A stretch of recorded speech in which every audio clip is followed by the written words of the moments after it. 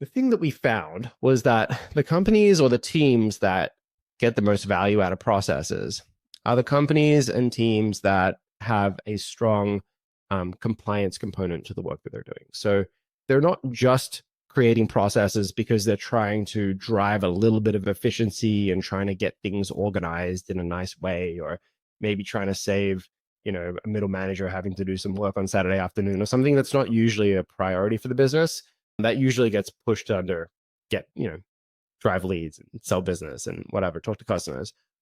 But for the teams or industries where they're heavily regulated or there's a strong compliance component to their work, so for example, HR or finance or legal, IT security, where there's a lot more stringent structure, there's external regulators, there's standards like SOC 2 or ISO that they're complying to. Those teams have to have processes, and it's not an option. It switches from a vitamin to a painkiller, right?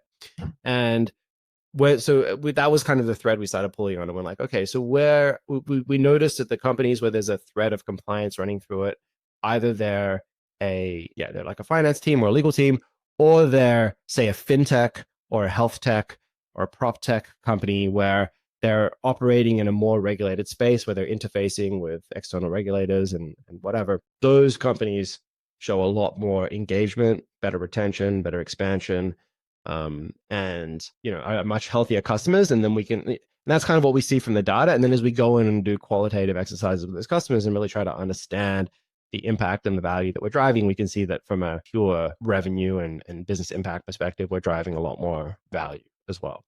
So that's where we've started to hone in. And today you'd call Process Street like an AI platform that bundles work management, so workflow automation and project management, with compliance.